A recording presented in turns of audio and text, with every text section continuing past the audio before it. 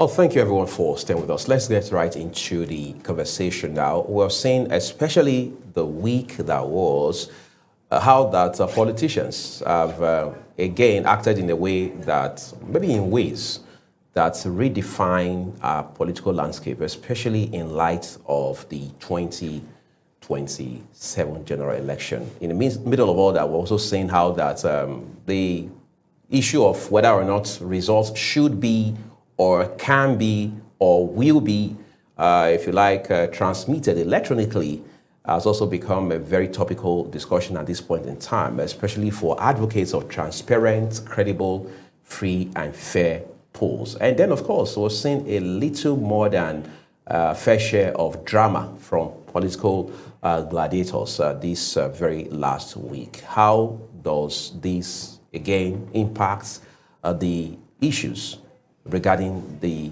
elections? And again, how do we make sure that issues of development are front and center as against politicking in a way that doesn't benefit the everyday citizen? We're joined this morning by a chieftain of the All Progressives Congress, who also is a leader of quite a number of support groups for not just the APC, but President Bola Tinubu. Chief Chibunna Ubawuike is our guest this morning. Chief, we'll say a big thank you to you for coming on the program. You're welcome. Thank you, sir. Great. I'd like us to begin from one that concerns virtually every Nigerian, home and abroad.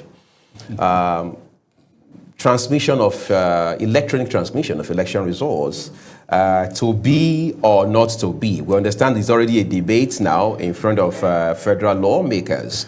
But your party doesn't appear to be very comfortable with the idea of transmitting results electronically. Is the APC living in the Stone Age or what? Thank you. APC as a party is a very realistic party, genuinely patriotic party. They're interested in the progress and development of Nigeria and wants everything to be done in a practicably and applicable way. Something that is practicably applicable. Something might be applicable but not practicable. Right. But APC wants everything to be done practicably and applicably. How do I mean? In this electronic transmission of election results. The Electoral Act 2022 made provision for electronic transmission of election results, especially national election results, and it was carried out. What is in issue now is real-time, on-time transmission of election results, and that implies immediately.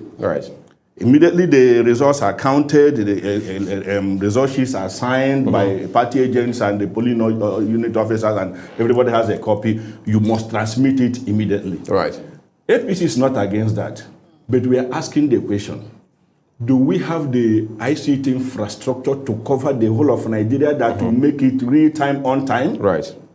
Because if it is real-time, on-time, any delay invalidates that result. Uprightly. So how would the winner of that election at that polling unit feel when his result is cancelled because it was not transmitted real-time, on-time, due to factors not his fault, due to the absence of ICT infrastructure to enable its transmission?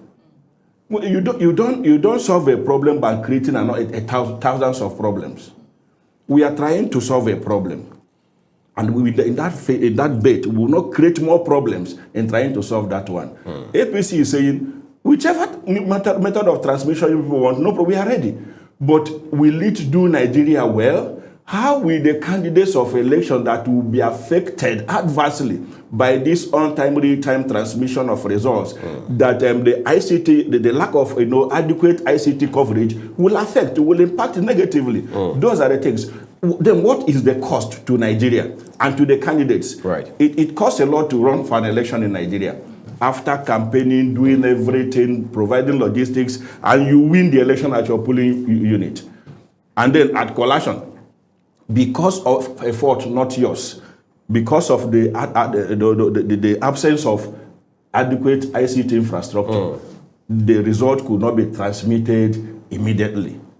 And the election is cancelled. That polling unit is cancelled. And it might happen in a local government or something of that nature. Yesterday, MTN had network issues in Abuja and Kano.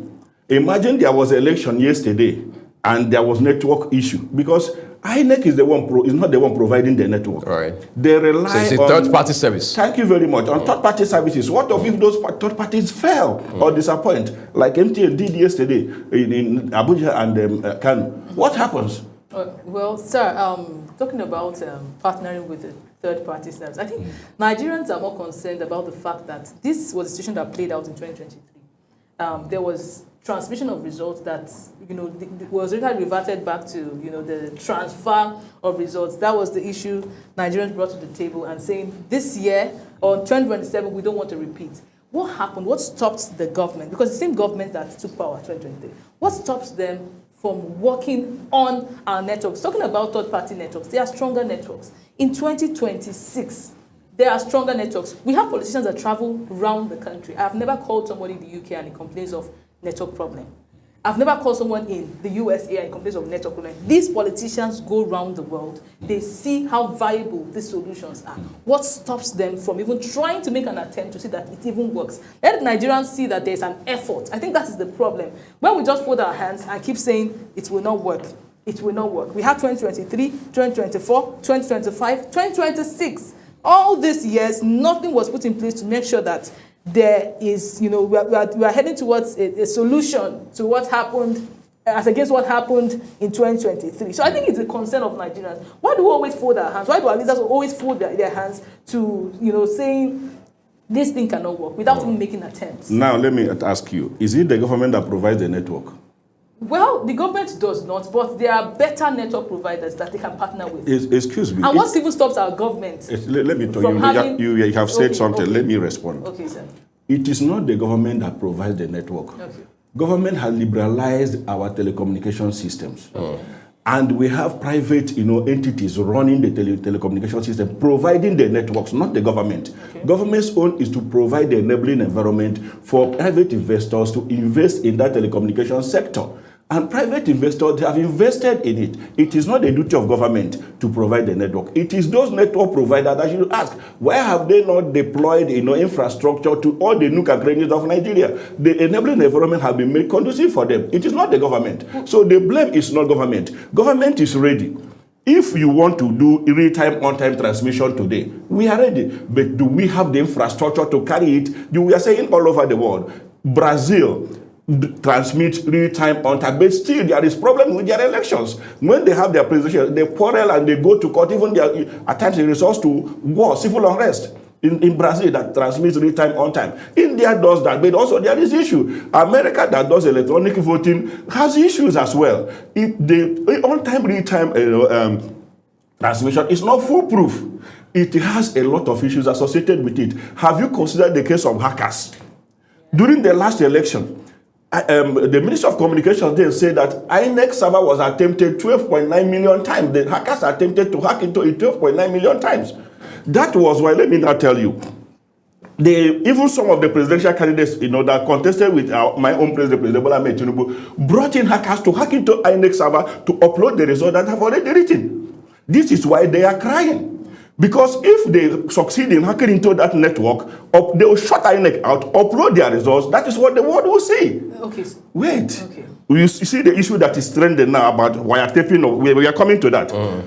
People have, the ICT world has developed so much.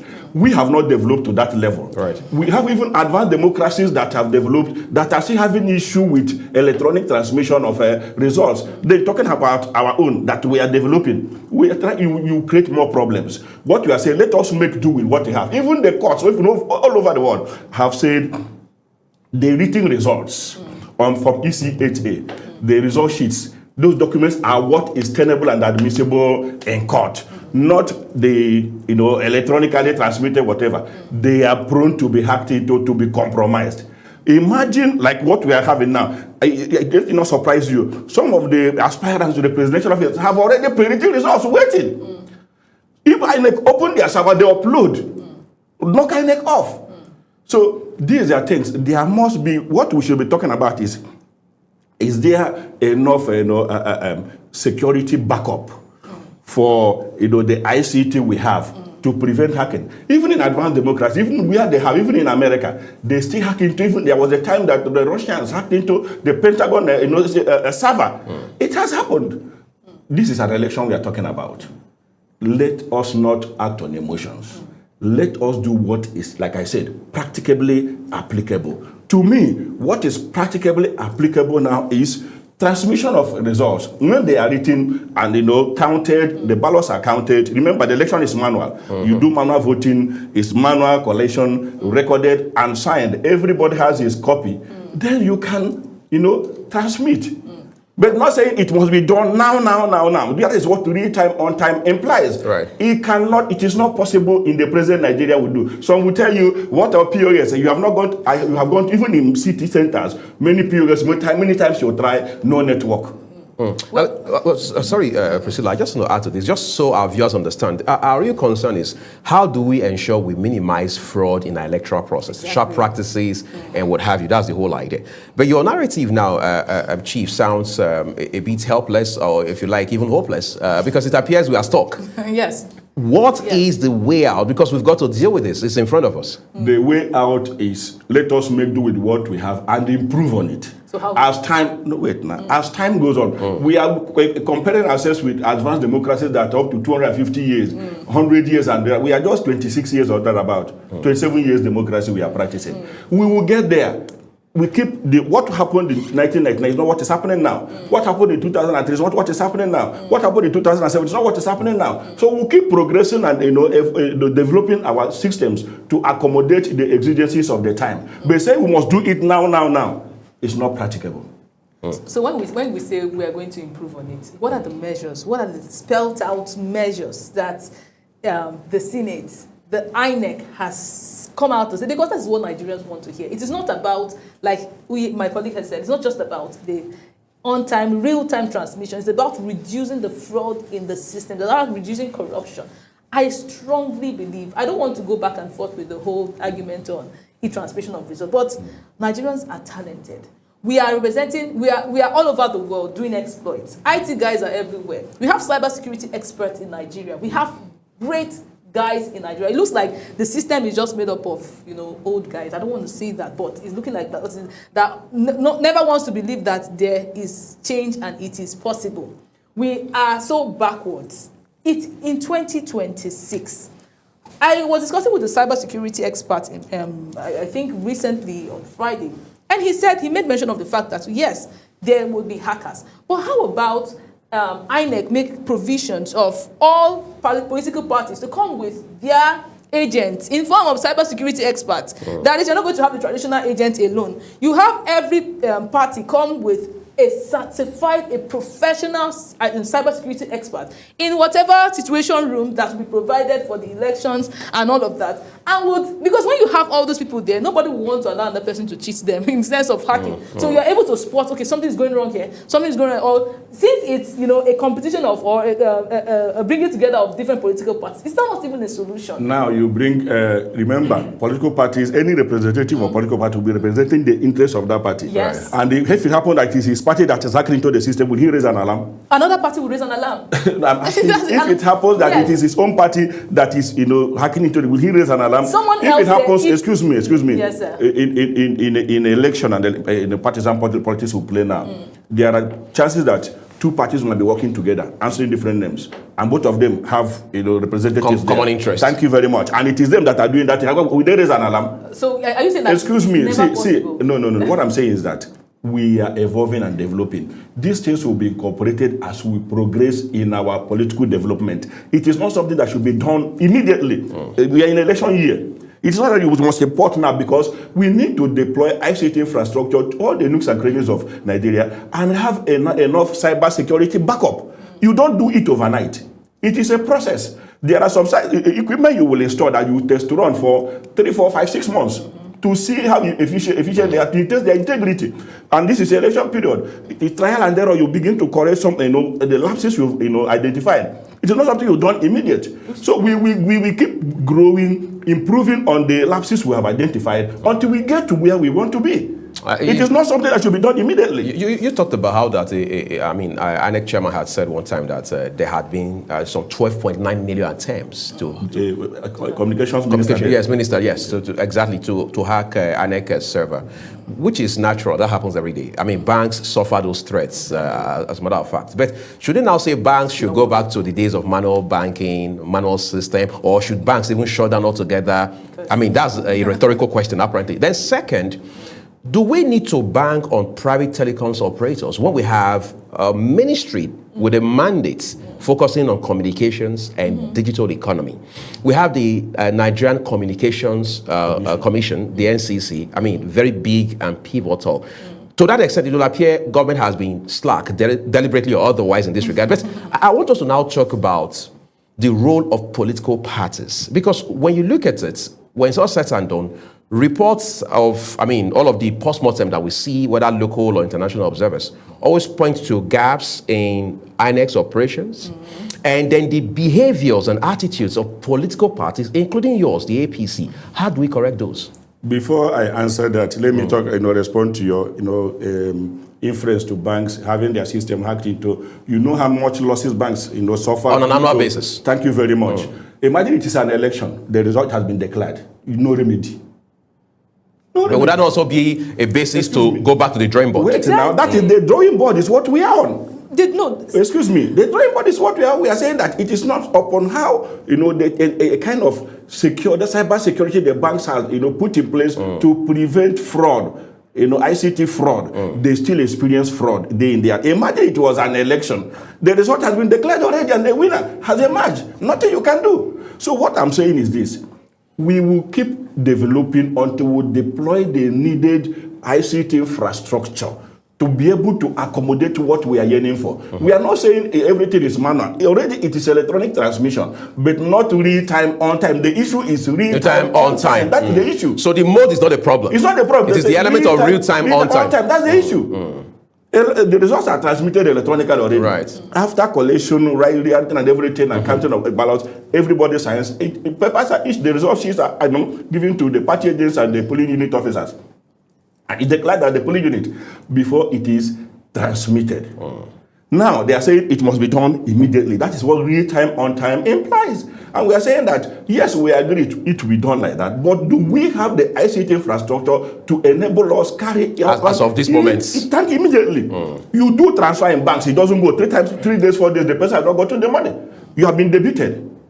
Does it not happen? Do we not experience it? Right. So what are we talking about?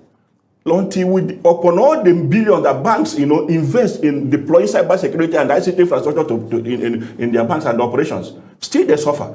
You are talking about Ministry of Communication and whatever. The Ministry of Communication and the National Communication Commission, especially the National Communications Commission, is a regulatory agency. It is not in business.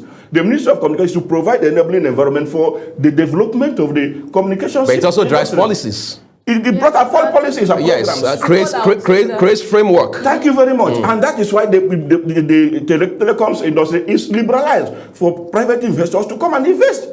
It is like that all over the world. So when he talks about policies, when things are not going right, how do you drive policies that practically solve problems? Thank you very much. When things are not going right, we come back. Those lapses that have been identified, we proffer solutions to tackle them. And solutions have been proffered now. We need to do this real-time, on-time. So we need to invest more, especially the ICT providers, in infrastructure to be able to enable us to do real-time, on-time. Have you talked about the issue of power supply, energy? Again, another failure of government. It's not a failure of government. It is liberalized. You ask the government that privatized our power generation and distribution system. They invested how many billion? But it's government, Chief. It's government, not the continuum. It's government, not the continuum. It's a continuum, but you shouldn't put the blame on the present government because it precedes this administration. We remember a former president who invested $16 billion in power, whatever, and what we saw. That was the Obasanjo government. Thank you very much. We are seeing darkness. So the thing precedes this administration, and it is tackling the energy, sector, the power sector. There must be electricity, either the conventional we have and the clean energy to be able to carry ICT infrastructure to the nooks and crannies of Nigeria to enable us to have what we want. Government has seen these lapses and they are working towards it. They're saying it must be done now. Nowhere in the world it is done now. So I think what the government should focus on is telling us, okay, this is what we will put in place to ensure that there is nothing like corruption or we minimize the barest minimum, because we cannot even rule out these things. Are you talking about the election? Yes. Let me tell you, there is no election in any world that is foolproof. That was why Donald Trump had to challenge his defeat by Joe Biden. Till tomorrow, Donald Trump is saying that he won the election. Upon America, it is electronic transmission. The same way Americans are saying that Donald Trump got help from Russia in 2016. Thank you very much. So the system, so that's why I say no electoral process in the world is foolproof. All we say is to minimize it. Try as much as you can to minimize it. Brazil, that is advanced and one of the advanced democracies and advanced in technology, upon how they advance, still have problems in their electoral process that does real time on time. They quarrel, they go to court, they fight, kill each other. India, the same thing. Many places like that. But I think Nigerians would prefer that. Nigeria is doing, that is why we don't want to, get into going into something, creating more problems for ourselves. We are tackling the problem headlong as we can carry. It is not something that should be done now. That is my position. The federal government is doing something that will be better for all Nigerians to enable us to have a free, fair, and credible electoral process. Okay, so you mentioned electricity, and I think one of the problems we have in Nigeria is every government, government that comes to take power from the previous government spends so much of energy trying to blame the previous government, rather than fixing or looking at solutions. Now, talking about electricity and e-transmission of results or real-time transmission of results, looking at the relationship, we have clean energy, as you mentioned. We have solar energy. These things are not far-fetched. When we keep putting and bringing ideas as if we are still in the 90s where we are wearing leaves, or the olden days where we still wear animal skin. Sometimes it sounds like that. In 2027, we should not be talking about electricity as a concern for e-transmission of results. When we have solar energy, when we have things that can be planted right now. We have how many months? This is just February. Incidentally, Chief has placed the blame on Obasanjo, Yeah, even though President Tinubu told us that he knew the work that was cut out for him, that he wasn't going to complain, he wasn't soliciting pity, and that, he asked for the job. Exactly. I did not place the blame on Obasanjo. I gave an instance. At the time, a government in this country invested $16 billion in electricity. And the problem was not solved. Was not solved. And now you're talking about solar everywhere. Have you calculated the cost of installing solar power all over Nigeria? A country about 240 million. We're not talking about installing it in houses. We're talking about for the election. For the purpose of election. It must be everywhere for the thing to be transmit. You must have the base stations. For the gadgets. Yes, it must be. You must have the base stations located in the 186,846 polling units and 8,809 works. 176,846 polling units must have a station that will be able to, or one that is very close. But we have Beavers around the whole. 8,000 Beavers works on this, or Beavers has batteries. They are rechargeable. Okay. Beavers, and the Beavers fails as well. It fails as well. No technology is foolproof. No technology is foolproof. Even Elon Musk has told you that the best form is manually written results. No matter the advancement in technology helps what could be done manually. Yeah. They cannot take over that will be done. Like in the case of election results. Now we have 8,809 words in Nigeria. For you, and some words are so big that you must have like up to 10 or 15 base stations or thereabout. Some wards have 20 or 30 polling units. Some have 6, like my own ward has 16 polling units. And how many base stations do you have there to be able to power the equipment you want to use for the e-transmission? I don't think it's impossible, sir. I did not say it is impossible, but I asked you the cost. What have you calculated the cost? It's worth it. We will leave other sectors of the economy. Excuse me. We will leave other sectors of the economy, the development of other sectors of the economy, and plow. Excuse me, and plow all our investment into.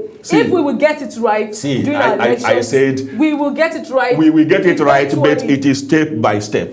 It is not one-off. All right, talking about step by step, Chief, let's move on to the next step.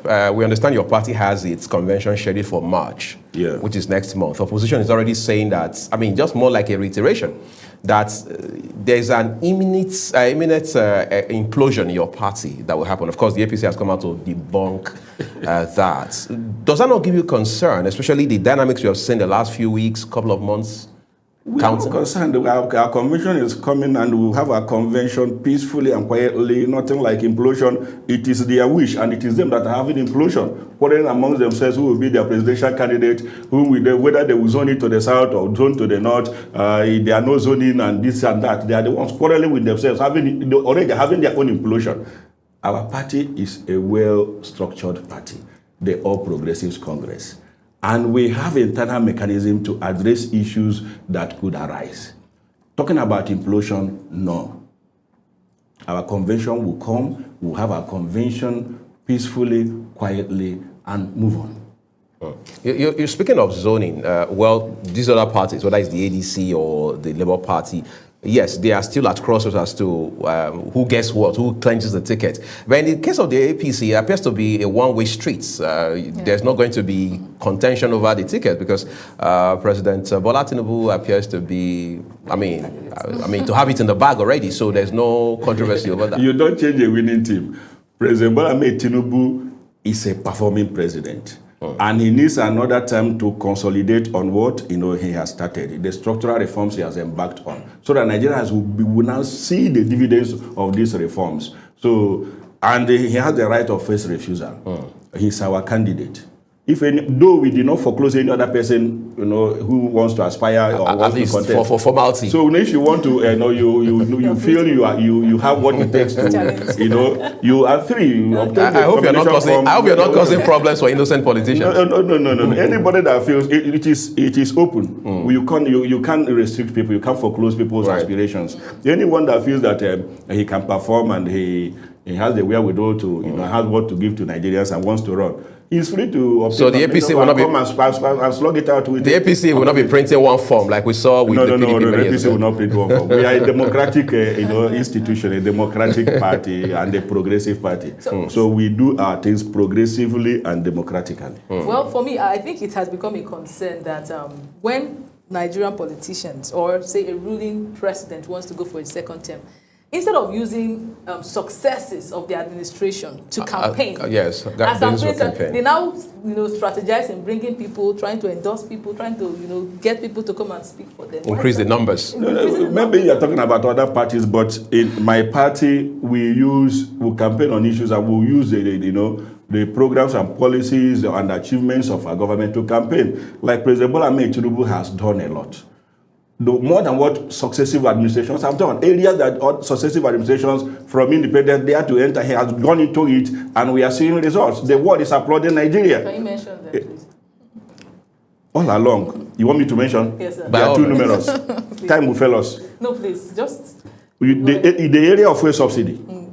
He removed fuel subsidy. Successive administrations knew this to be a problem in Nigeria, but they glossed over it over the years. And it plunged us into economic quagmire. Look at the exchange rate. We have been operating dual exchange rates, and it scared away investors. Mr. President unified the exchange rate. I see investors coming. Before it was difficult to repatriate your earnings if you are a foreign investor, but now it is easy. And investors are trooping into Nigeria. You go to educational sector, see the investment Mr. President has done there. What has not been done before? He has transformed the educational sector. You go to health, he has transformed it. You come to infrastructure, octane projects are going on everywhere. You come to security, has made humongous investment in security, but we are seeing saboteurs. Maybe we'll come to that issue. Right. That trying to sabotage his efforts. You go to aviation. There's a lot of transformation in all the sectors of the economy. What we couldn't see happen before, we are seeing it. Mr. President has done it. A lot of issues we will campaign with. Soon the campaign will start. We will reel out, a catalog of programs and policies and achievements of Mr. President that will earn him, that has earned him a second term. Because his election, by his grace, is a fait accompli. Okay, so you mentioned 4 key sectors that I'm interested in: security, health, education, aviation. You mentioned aviation. Infrastructure. You also mentioned subsidy removal as part of the achievement. Yes. And when this current government was removing subsidy, one of the promises they gave was that this money is going to be put back into the system. One would expect that, okay, from subsidy, we would have our own refineries working at this point.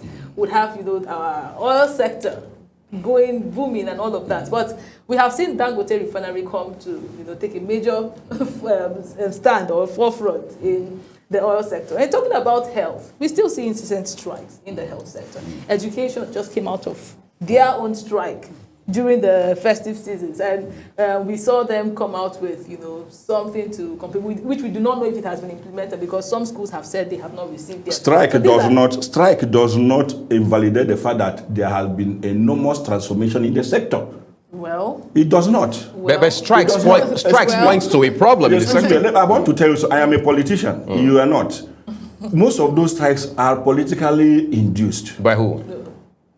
You do not know. Most of those strikes are politically induced by political opponents. Let me not use the word opposition. Right? The investment Mr. President has made in education and the conditions of service he has made available to our university lecturers at the tertiary level, they have not enjoyed it before. They came out to applaud it. Technical education now is free. Government, listen, you tuition free. You look at the NEL fund he has provided. I think this is just theoretical. Excuse me, it's not theoretical. It is practical. It's NEL fund theoretical.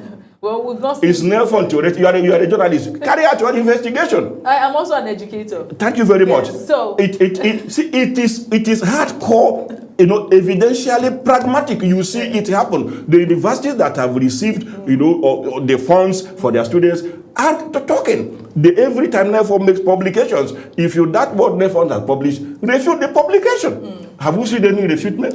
Any refutal? No is the answer. What Mr. President has done in education has never happened in Nigeria before. You go to health sector, the federal government hospitals, both antenatal and the postnatal treatment for pregnant women are free, and then they have provided equipment for cancer and the renal treatments that we are not there before, and subsidize the rates. And there are other improvements that have done in the health sector. Look at the infrastructure.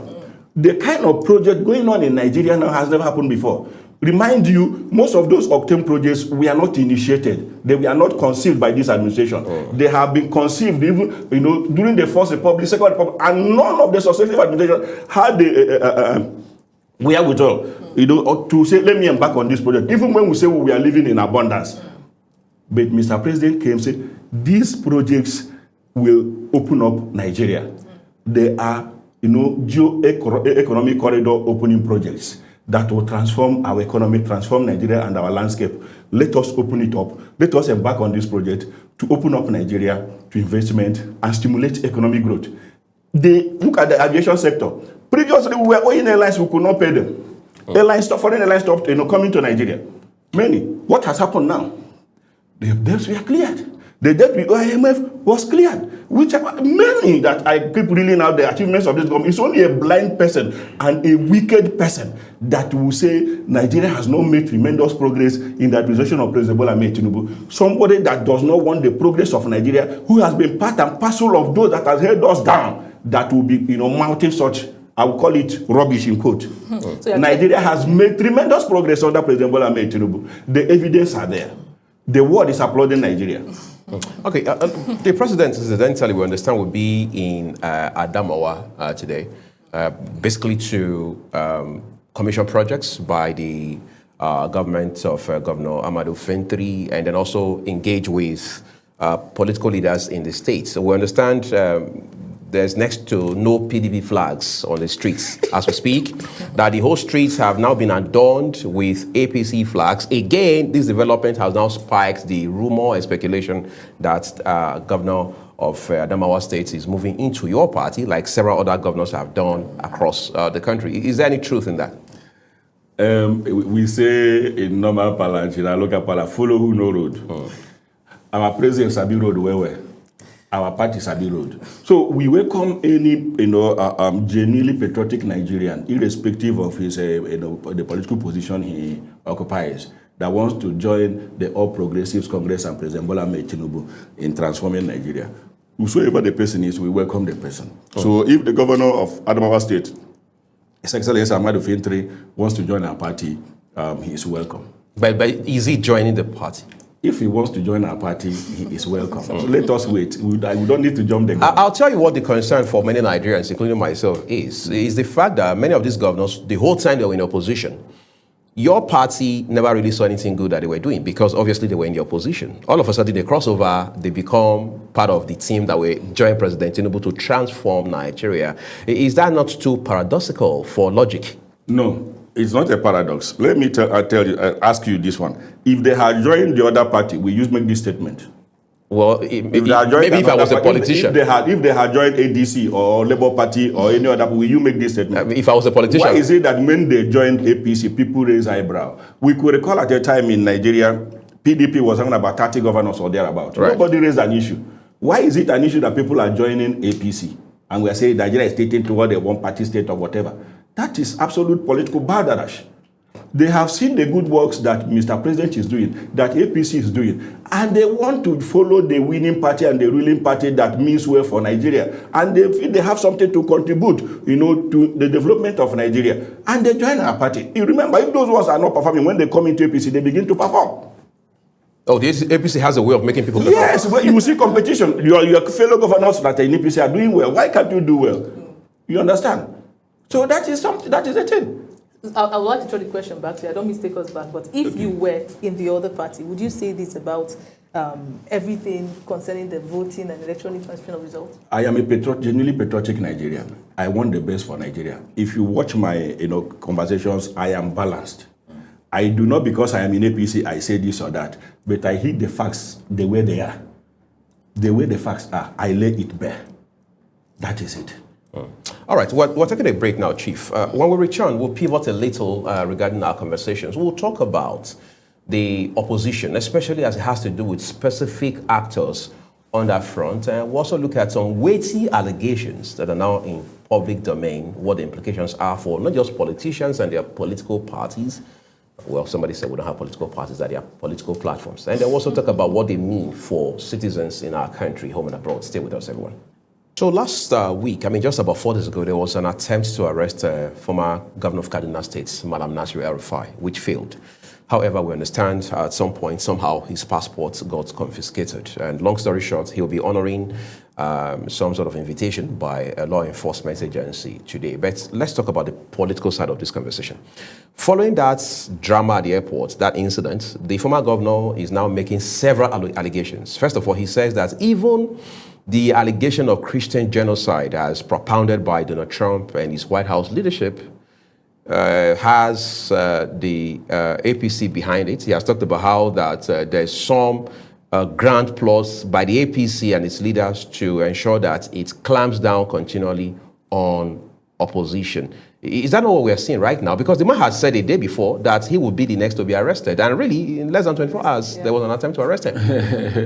If you remember, in one of your programs that I featured, right, when you were asking me about corruption, I did tell you that government is working on them and they will take it at a time.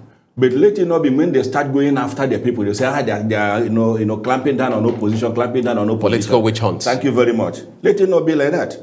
Let me now come to your question. You saw the crowd at the airport. You saw the crowd. How did that crowd come there? You're a journalist. Have you asked your question? Do you have such massive crowd that are not traveling at the airport, the international airport, at the international in arrival?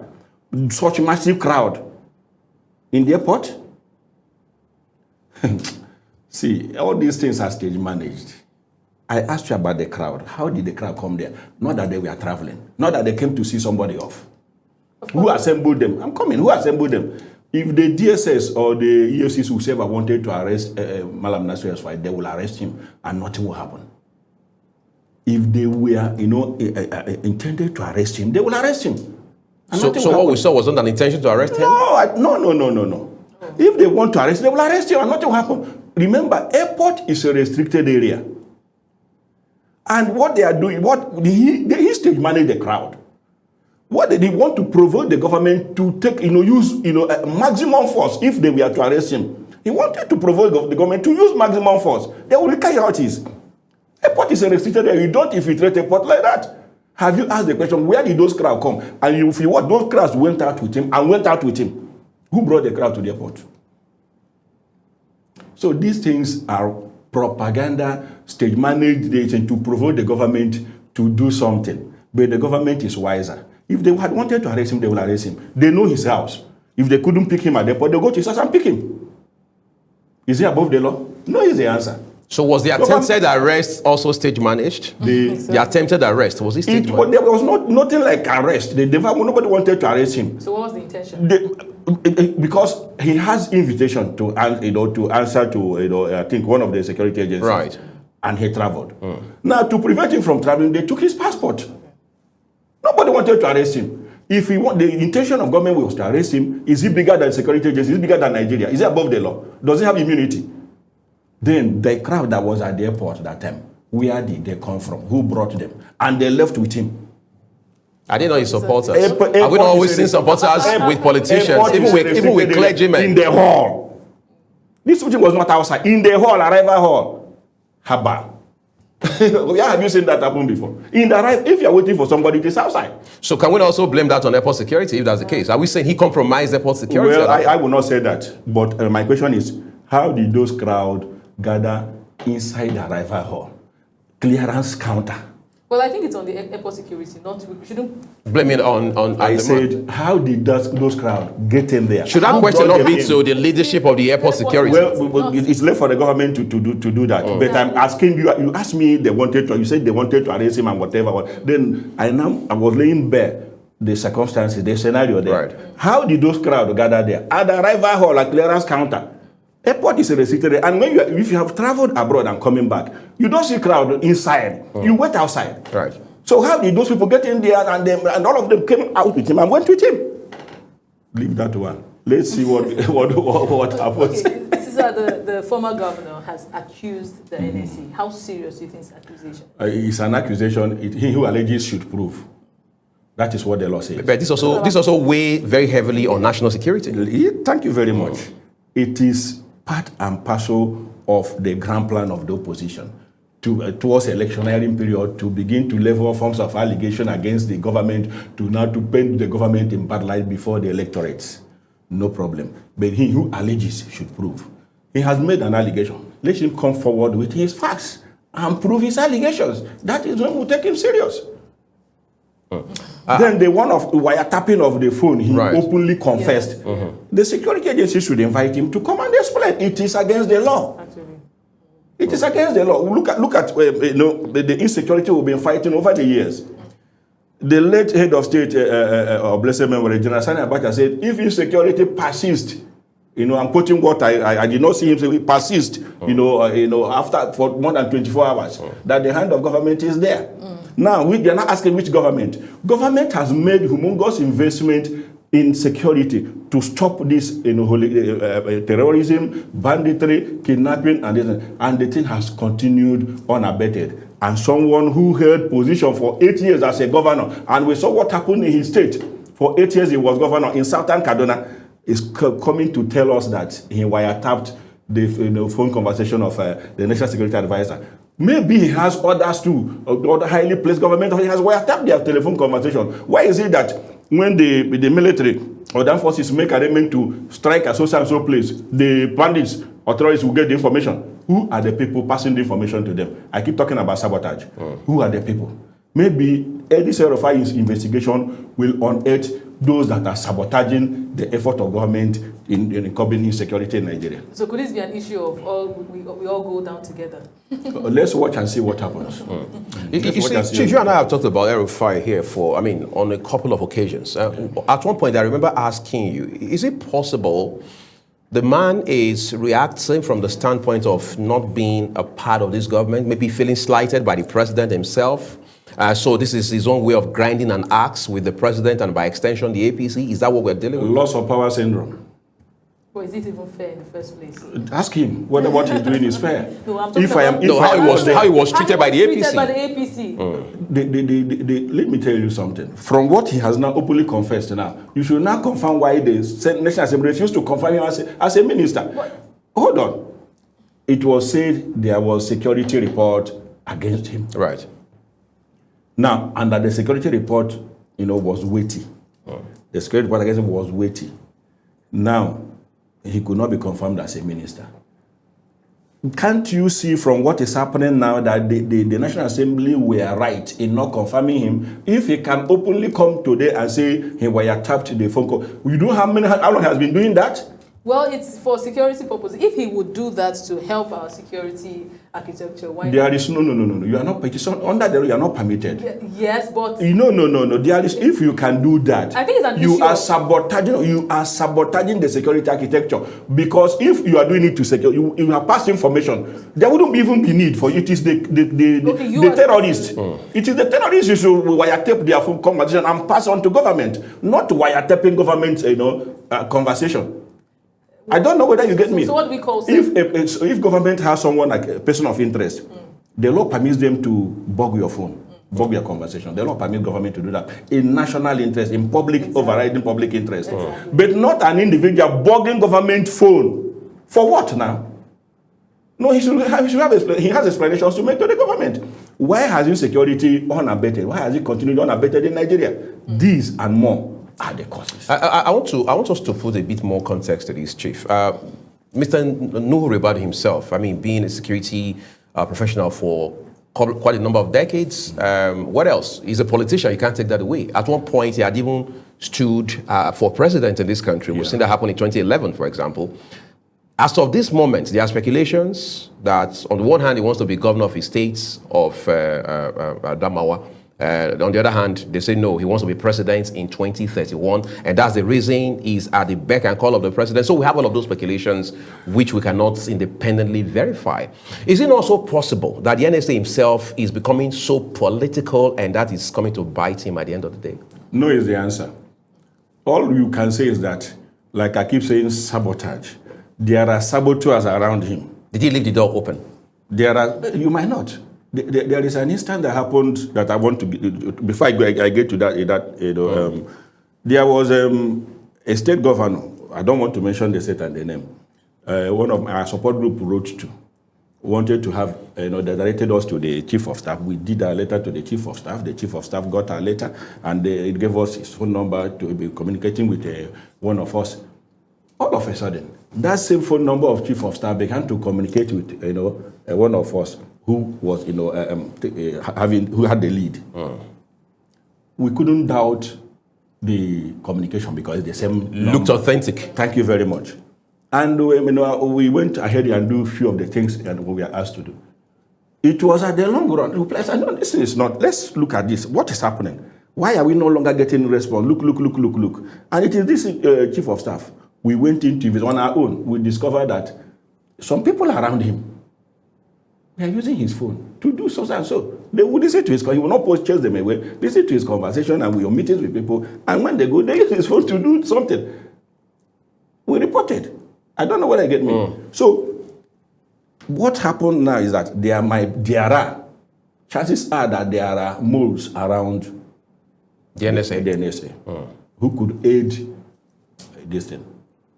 Because it is not all that easy, except you are using the network provider or how you have a superior equipment that you can be far away to remotely the phone. Otherwise, hacking, that kind of thing. So the chances are that there might be moles around the NSA, or there might not be. But the investigation will unearth the thing. But talking about the NSA being political, no. He has carried out his responsibilities with utmost patriotism. Incidentally, the opposition is not relenting now because they say President Bola Tinubu, beyond the APC as a party, is a tough nut to crack in a manner of speaking. So they are throwing in everything they have to ensure that they put their best foot forward going into 2027. There's now the, if you like, theory of an Obi Kwankwaso tickets on the one hand, because they say there's a chance that at some point Obi won't be able to get the ticket of the ADC, and all of that. So we have all of those coming up. Then we're also hearing Atiku and some other person combination and all that. If all of these forces come together, will the APC not be suffocated politically? If they like, let them, all of them come together. Nothing they would do. We are winning. Let me ask you. President Bola Ahmed Tinubu wasn't a president, was not holding any government position. The government in power that was headed by a party did not support him. Officials of that government did not support him. Even, like I said, our party chairman then did not support him. The national chairman. Then did not support him. And the artificial, stumbling blocks were erected against him, both legal, just name it. They used the cause, all sorts of everything. They threw in everything. To cap it all, they starved him of funds by changing the naira at the, twilight of election. Still, he won. You should tell them something. And some reasonable politicians, I use the word reasonable politicians in Nigeria, who understand political dynamics, have seen it and told them, the opposition, that this man wasn't in power, and he was able to dismantle all the stumbling blocks that was erected against him, and they emerged successful. Then you feel now that he is in power, controls the levels of power, because all over the world, when you control the levels of power, it's an advantage for you in electioneering success. Right. Now, we have majority of the members of the National Assembly, both the Senate and House of Reps. We have majority of the states, with us, with all their followers. The local governments, with all their followers. So on the day of election, all of them will turn against Mr. President and vote for you. No is the answer. In as much as, yes, there are saboteurs who are members of my party that will vote against us. They are quite infinitesimal on election day, because there are people too in the opposition that will vote for my party. And there are non-partisan people who are just patriotic Nigerians that want to cast their votes, who will vote for my party and Mr. President. So we are going to win. No matter the propaganda, no matter, all the brickbats they throw at us, it means nothing. Yes, the one that we need to respond to, we respond to adequately. And we'll move on. We'll win the election. Okay, so let's talk about support groups. I personally see it as anti-democracy when, before election campaigns is officially declared by the INEC, support groups are already coming out, or they're already endorsing support groups and all of that. And then you have the former Ebonyi State Governor, current Minister of Works, coming out to say the Southeast is solidly behind President Bola Tinubu, speaking on behalf of a group of people. Even before election campaigns, don't you see that as anti-democracy? No, it is part of the democratic process. You make your choice. He did not stop you from endorsing somebody. Did he? Did he? No. So you have your right to endorse another person. It is a free word. Campaigns have not started yet. Endorsement does not mean campaign. We sought to campaign. No. It does not mean campaign. Endorsement is consultation. In the partisan politics we play, in the endorsements you are seeing are consultation, they are not campaigns. And you talk about support groups. Support groups are the full soldiers of the party. They galvanize votes, they mobilize support for the party. You cannot rule them away. They are the one that reaches to the grassroots, to the electorate, telling them, disseminating the good news of the government in place. Other parties too have their own support groups. They go out to mobilize for votes, telling people what they feel their party can do. I don't know whether you understand. So you cannot rule away the role of support groups in election and electioneering successes, because they are the ones that goes to the grassroots to canvass for votes and mobilize support and votes for the party and its candidate. One would expect that the APC will be a bit relaxed based on all the achievements that you have mentioned. But we still see them, a lot of aggression. Lots of aggression. In partisan politics, a second means a lot. You don't relax. You don't raise on your oars. But you've done it. No. It's even at that. Anything can happen. So it is one thing to get power. It's another thing to sustain the power. So you must sustain the tempo of ensuring that you mobilize people, win new converts. You must ensure you win new converts every day. You don't just go to rest. If you go to rest, your members will be poached.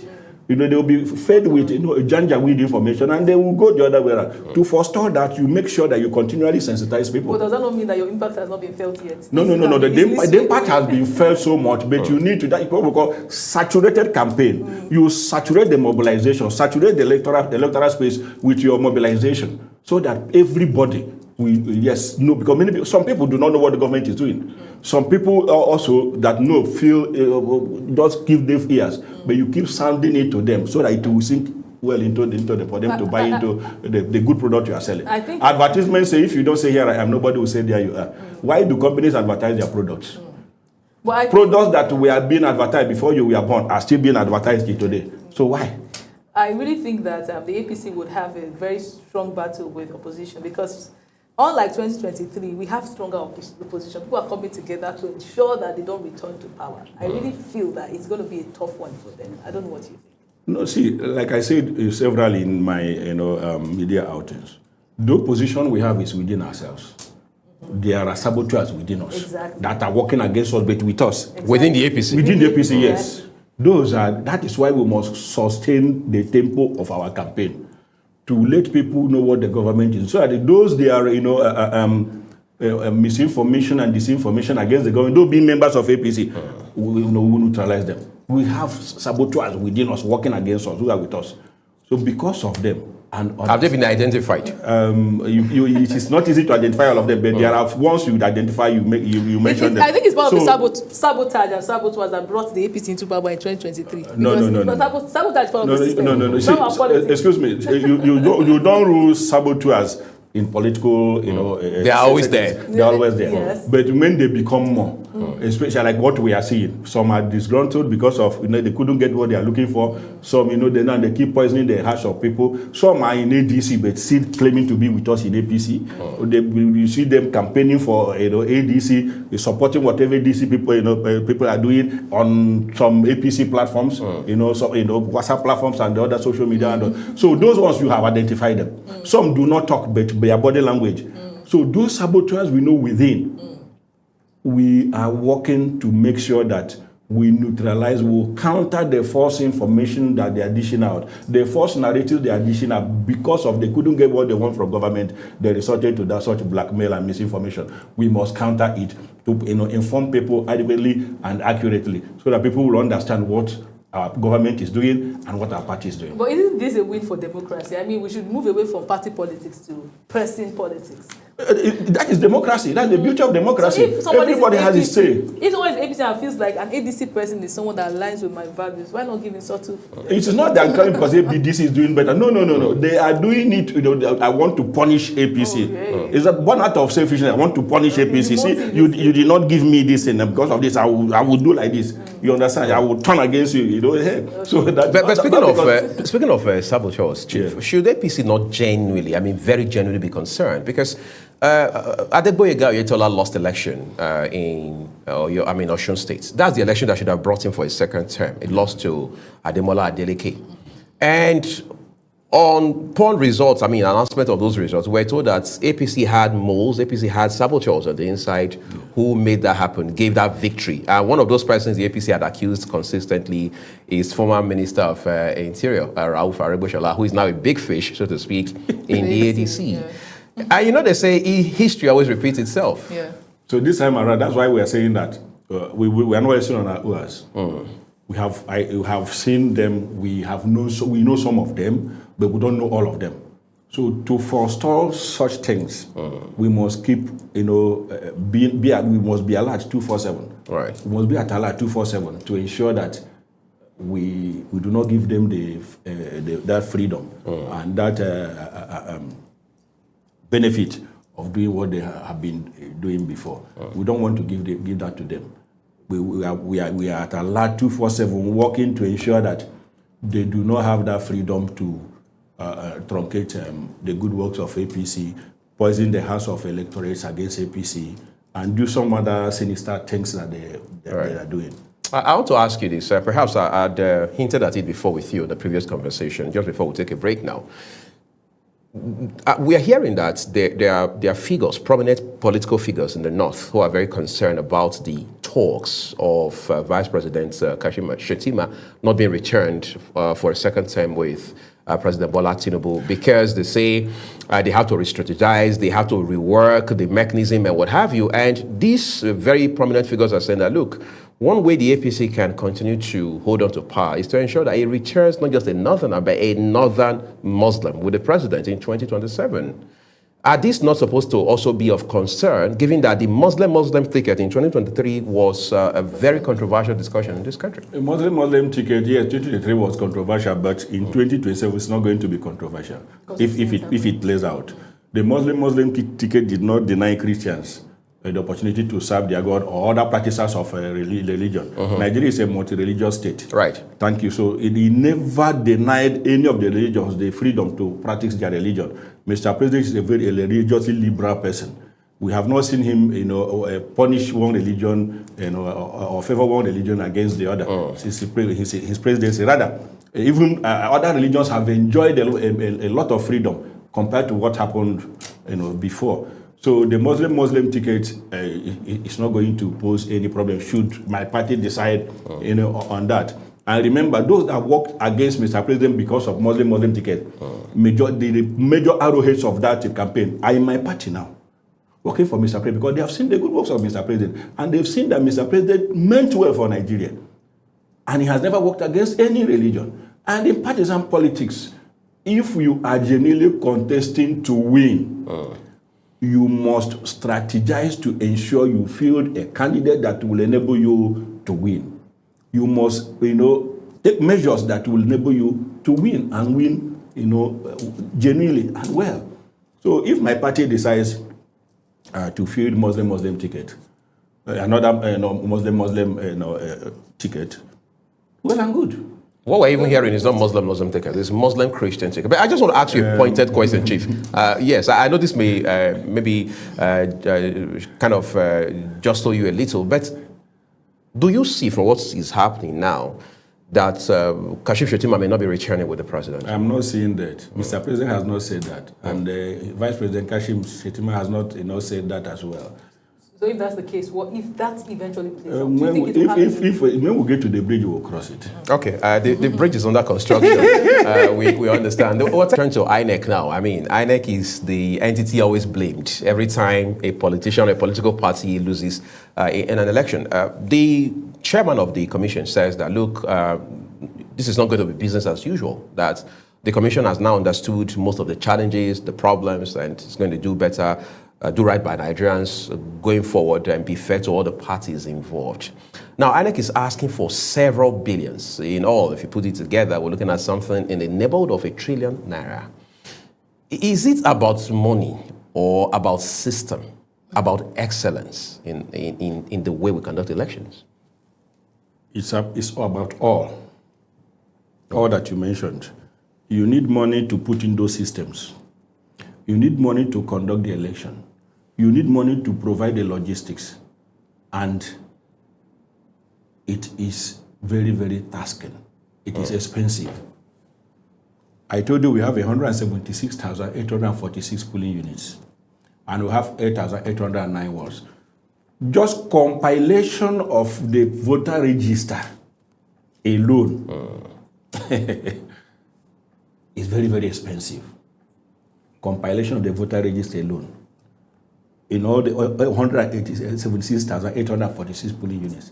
And remember, INEC will make it available on the day of election to those, each polling unit. Right. Thank you.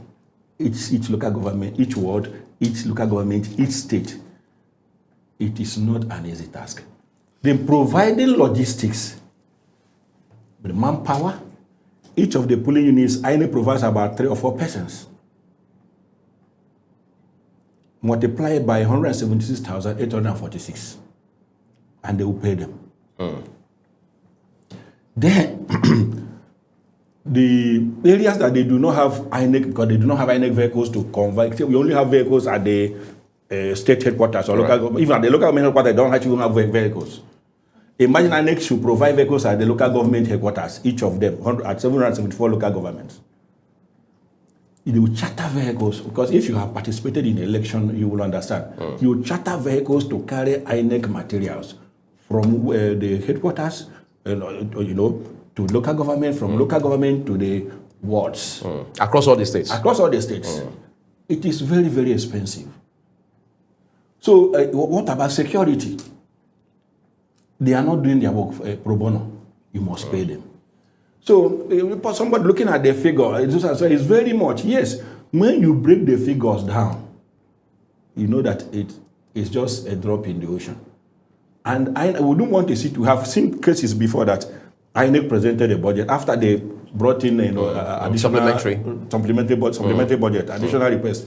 So the current INEC chairman, I believe, with this budget he has request he has made, might not bring a supplementary. But if the situation arises, there are exigencies that require additional funding, because in the build-up to the election, there are things that might come up that they might not have factored into the budget. They will bring it up. We want an electoral process that will guarantee a free, credible, and fair election. It costs money to do that. Okay, my major concern is that I think we wait for dying minutes to put systems in place in our country. All of what we are discussing now should have been talked about even in 2025. We're not talking about 2026, and when we now start bringing up reforms, we say it's too late. We don't have so much time to wait. And then 2031 will come again, and we will say it's too late. What are we doing now to ensure that, say, even if we don't implement the mode of elections that Nigerians are crying for, what are we putting in place now to ensure that in the next 4 years, 5 years, these things we put in place, both by the presidency, because he's going to leave power, if he eventually becomes the president in 2027, he has another 4 years. What are we doing to ensure that we don't have a dying minute plan again every 4 years? It is not everything that INEC is doing that it brings to the public fora. INEC has been doing a lot. Look at the continuous voter registration. It has been ongoing. And money is being spent. We're not talking about that. A lot INEC has been doing. Not everything they bring to the public. There are things they are doing in-house, their processes and operations and whatever, they are not bringing. It is the one that requires public attention that you see. Work is going behind the scene to improve our electoral processes. They are working. Like I said, Nigeria is a work in progress. Our electoral process is a work in progress. As we progress and develop, we will see improvements day in, day out. What we see now, what we are going to experience in 2027, there must be an improvement on it in 2031. That is how it goes. It is not something you say, I have done it and I have done everything, no more, nothing to be worked on again. It is never done like that anywhere in the world. It's dynamic. It is a work in progress. And there are also issues of people, even in this elections that is coming, the FCT, local council. Right? The council election, council right? elections. People have complained that I have gone to register, I have transferred my voter's card, I cannot still find it till date. Even as at today, there are still such complaints. We know that we'll still see some of it in 2027. This is what the federal government needs to address in collaboration with the And there are voter cards that people have registered for how many years, ready for collection. The people are not collecting them. Well, that is true. Is it the fault of INEC? That is true. That is costing INEC money to store those things.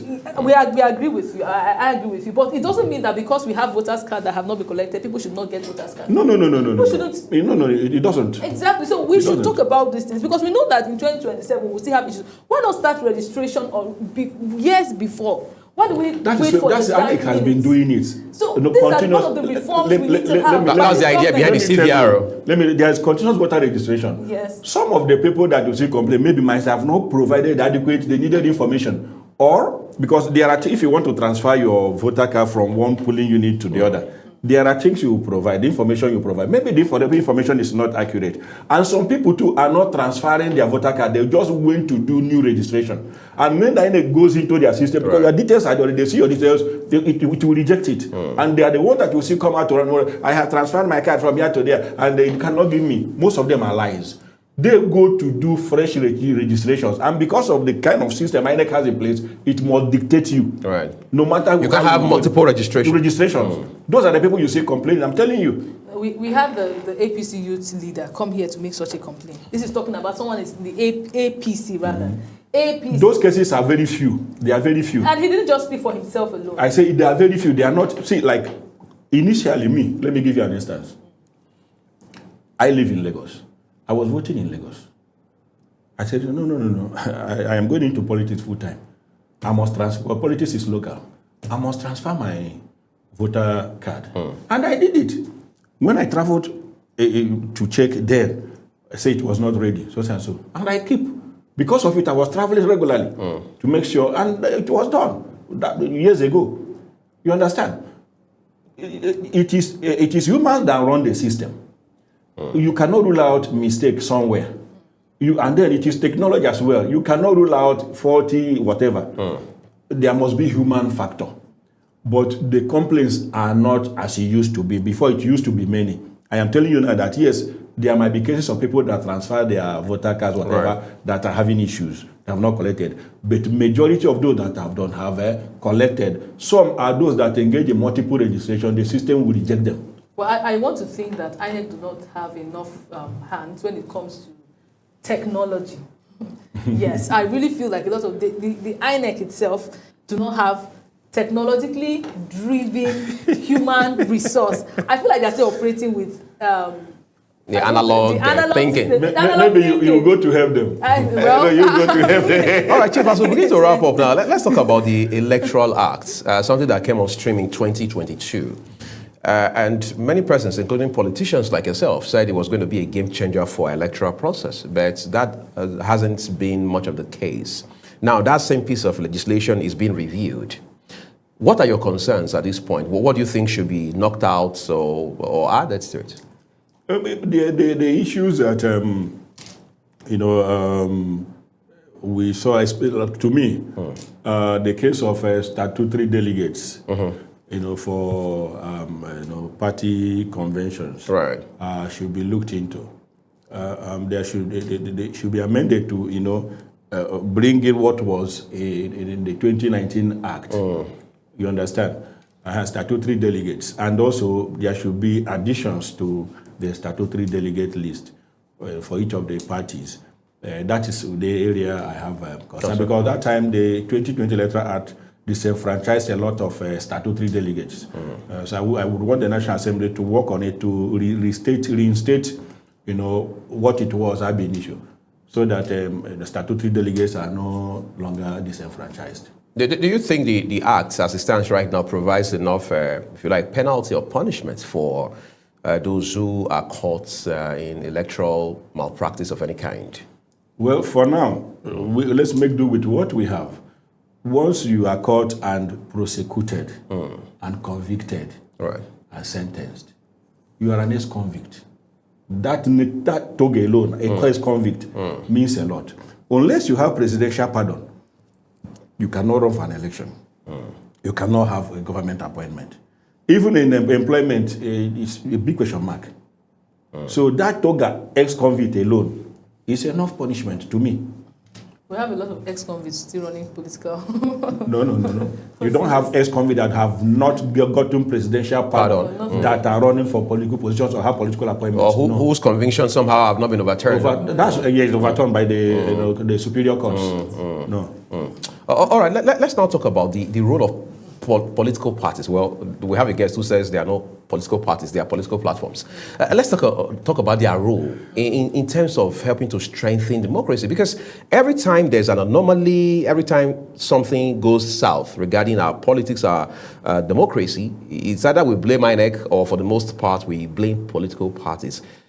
Is it possible that politicians are just dodging their own role? Like I have said, our